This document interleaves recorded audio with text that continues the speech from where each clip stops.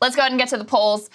This was big news from the New York Times. Put this up on the screen. This is considered like an A-plus pollster. When this poll comes out, Washington really reacts. And boy, did they react to this one, understandably so, because it showed significant backsliding for Kamala Harris.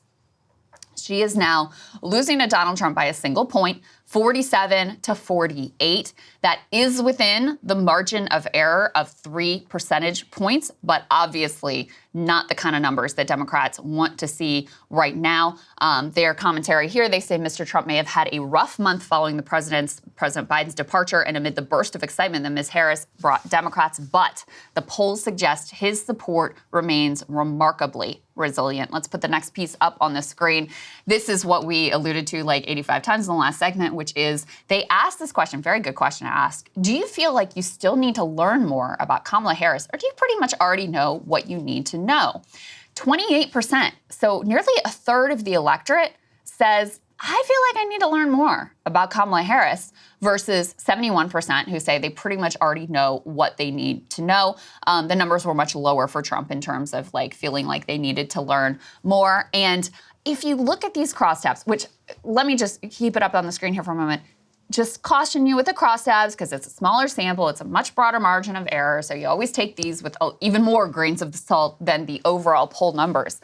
But the age demographic and the demographic that really stands out in terms of needing to know more is young Americans, 18 to 29, a majority, 53% say they need to learn more. And then if you look at minority demographics, 41% of Black Americans, 43% of Hispanic Americans, and 44% of non-white, non-college educated voters say they need to know more.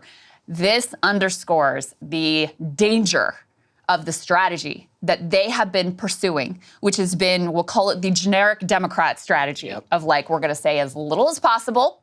We're not even, they just put the issues page up on their website under pressure.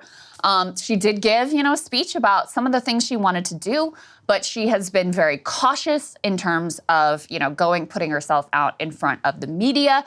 They haven't been leaning in hard to specifics in terms of an agenda. And so you end up in this situation where instead of being Barack Obama, where everybody projects on you whatever they want to see, instead they're looking at her and going, I don't really know who you are, what you want to do. So, this is the risk of the strategy she's pursuing. And the last number I'll note here, and then Saagar, get your take. About 2/3 of those who want to know more said they were eager to learn about her policies specifically, which is someone who cares a lot about those policies and thinks, by the way, that the things that she's announced are by and large good and very popular policies.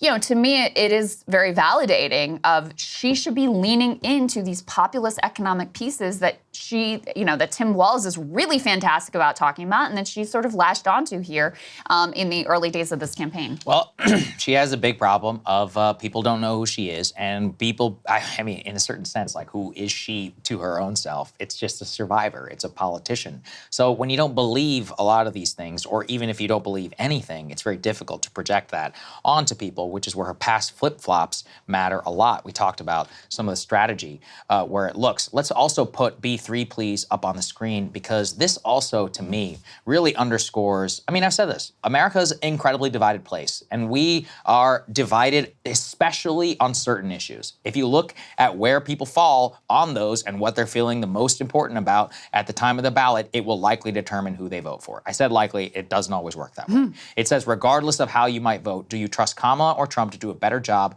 on each of the following issues? Abortion, 39% Trump, 54% Kamala. Massive spread, her best possible issue. 2 is democracy, 45 Trump, 50 Kamala. That doesn't mean anything, but whatever. The economy, 42 Harris, 55 Trump. I mean, look at that. That's a 13-point spread. It's nearly as big as the spread between Trump and Kamala on abortion, and it shows the huge strength for Donald Trump and one that has historically been a major predictor of success. Finally, on immigration, there's a 10-point spread, 53% Trump, 43% Kamala Harris. So if it is an economy immigration election, as I've said, Trump is going to win. If it's an abortion democracy election, it looks like Kamala is going to win. And on those issues specifically, it's not only where they're the most divided, I think it's also where there is the most genuine contrast. And so leaning into that on the debate stage, I think you will see quite a bit. Also, whenever we see looking at a lot of Democratic messaging. Returning, though, to the beginning of this Trump and Harris neck and neck after summer upheaval, there is quite a lot to think about it. I mean, first and foremost is 48% amongst likely voters versus a Kamala's 47 is kind of extraordinary because it shows a Trump narrow lead. And if you have a narrow lead in a likely voter screen from a national level, you're cooked if this is accurate, because Kamala could win up to 2% of the popular vote and lose the Electoral College in a massive landslide. She needs some 3.5% advantage in the national popular vote to be very, very competitive. So if we look at that, and then we consider how tight things are in the swing states, I don't think we have had, I mean, we'll talk about this with Harry Enton clip, but this is genuinely one of the closest presidential elections of all time. And people then need to say that the stakes for every individual decision is just titanic. That's so true. Yeah, that's so true. Another part of this poll that was interesting, and by the way, the economy number is some other polls have shown her being tied. very close with Trump on the economy. So, you know, which is accurate. Have those sentiments shifted away from her as she has failed to really, you know, clearly and consistently articulate what her economic vision is? Because again, the things like if you poll the things she's talking about, the price cap on, you know, on groceries and the assistance for homeowners, all these things that the cap, you know, reducing prescription drug costs, all of these things are very popular. I'm talking like 75, 80% popular. But, you know, it's not enough to do one speech and that's it. You have to be leaning into that and really persuade people that, no, this is my agenda. This is what I'm going to fight for. To me, we played some of the Dana Bash interview previously. Her biggest whiff in that interview, in my opinion, is when the very first question is, what is your day one agenda? And you don't have a list of 3 things ready to go right there. Now, when Dana asks her again, then she comes up with a few child tax credit and a few other things. Okay, that's great. But you should know, top 3, hammer those home every single day so that people feel like, okay, this is your agenda. I know what you stand for. I know what you're going to fight for. And I can plan accordingly or adjust accordingly or vote accordingly. The other piece that was a big problem for her here, which again is a shift from some of the other polling that we've seen, is first of all, they asked, do you want to see a lot of change, a little change, or no real change from the Biden administration? And overwhelmingly voters were like, a lot of change. Then they asked, do you think that Kamala Harris represents a lot of change, a little change, not much change at all from the Biden administration? And people are much more likely to say that Donald Trump represents a major change, and Kamala Harris does not. So again, now that may seem, you know, straightforward because she's vice president, but that is not what the polls were reflecting previously. Yeah. Because she came in and she's this, you know, relatively fresh face and younger and different identity and came in with all this energy, et cetera. She was winning that this is the change candidate sentiment, and I do think this is a change election. So, you know, that also emphasizes the fact that she needs to find some ways to really more clearly distance herself from Joe Biden. I might suggest her approach to the genocide in Gaza personally would be a great place to create some arm's length distance between yourself and the incredibly unpopular and disastrous policy of the current administration. But if she wants and she needs to reclaim that mantle as the change candidate, she's got to do some work to convince voters that she is going to deliver for them in a way that they do not feel that Joe Biden There's did. a lot of noise in this. So previously she'd looked at this change, but it's also possible that may never have actually, that may have been incorrect. And that if you look at a high quality poll afterwards, people are like, no, I never felt that way. I mean, the other problem is, and I agree completely about distancing from Biden. I mean, I'm seeing here, you know, lead story in the New York Times this morning. They say Harris's debate challenge, pushing ahead without leaving Biden behind. The problem is that leave him behind.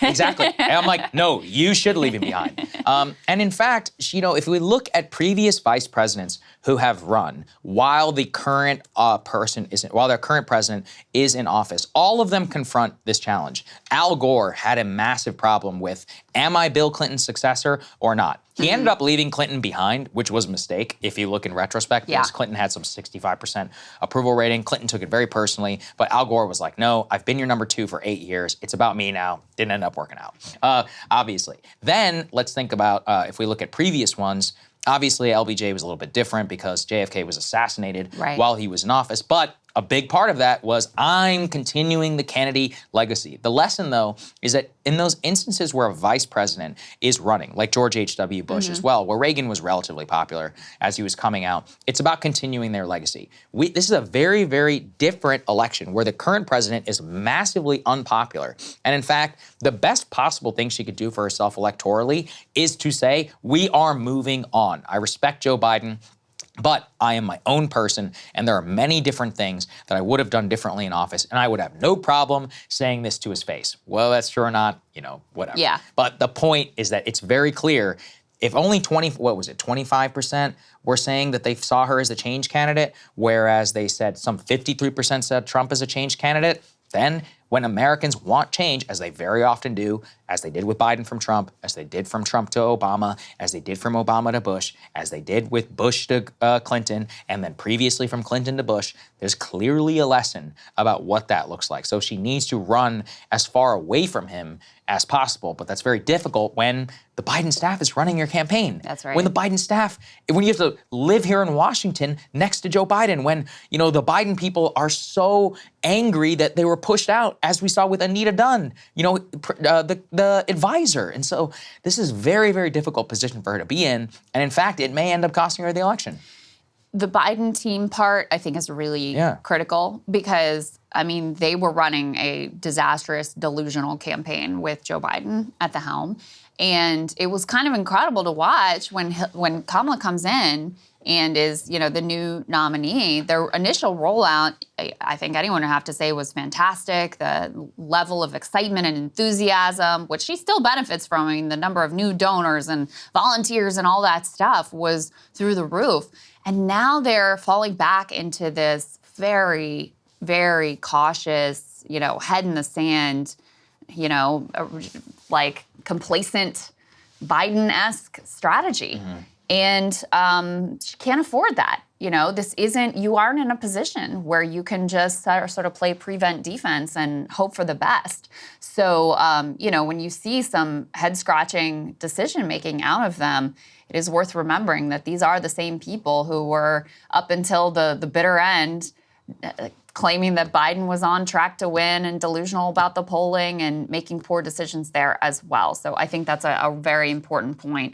Let's go ahead and put the next polls up on the screen that we have.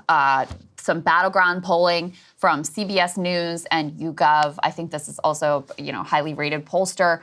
It's tied, basically. In Michigan, she has a 1-point lead. In Pennsylvania, they're literally tied. In Wisconsin, she's got a 2-point lead, but all within the margin of error. So you can look at the industrial Midwestern, these 3 states, and according to this poll, it's tied.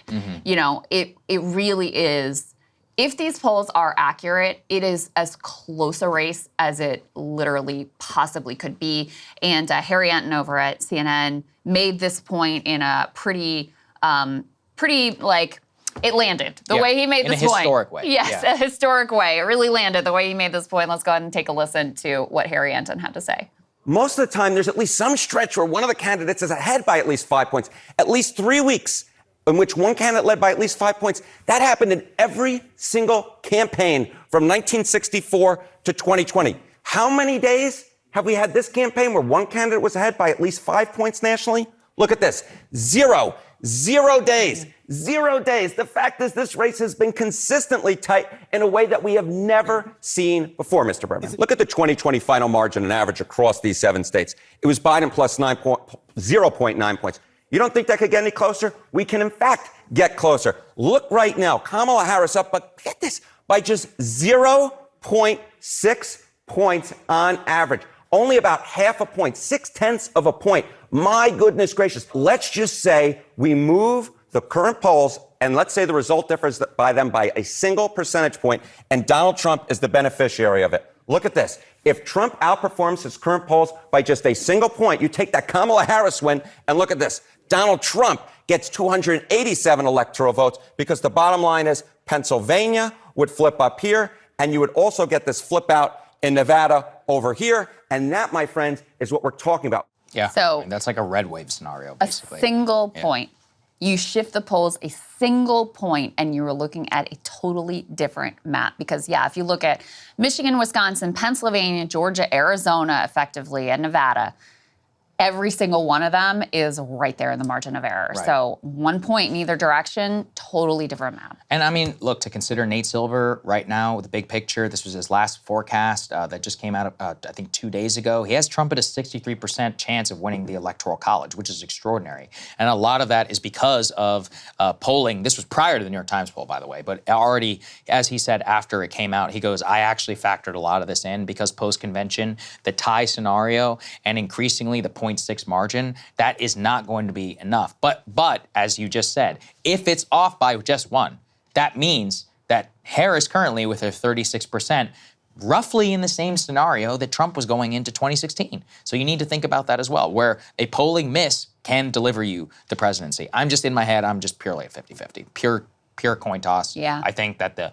major flagship stuff is going to matter so much. The debates, we are only going to have two. The short presidential run, whether Kamala continues to do interviews, and then unforced errors, as always happen, on top of major news events. And actually, things are so close that a major news event could swing the entire election, quite literally. Absolutely. A war or Classic October surprise a classic kind of a October situation. surprise, right? Yeah, no, I think that's where, especially because there's not much we could say about the polls and whether they're right, wrong, who which knows? direction, whatever. It really is, that's also a coin flip. Whether, in 2020 they understated Trump support. In 2022 they overstated Republican support. Did they fix the problems from those years? Did they need to fix them? Maybe response bias. Literally no one knows. It's a total guessing game.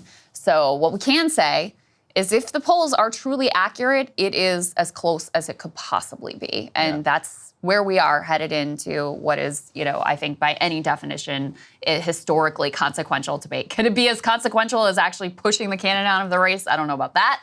But it could end up being quite determinative, even if the shift is only by a tiny margin, because those are the margins we're talking about. Hey, if you like that video, hit the like button or leave a comment below. It really helps get the show to more people. And if you'd like to get the full show ad-free and in your inbox every morning, you can sign up at breakingpoints.com. That's right. Get the full show, help support the future of independent media at breakingpoints.com.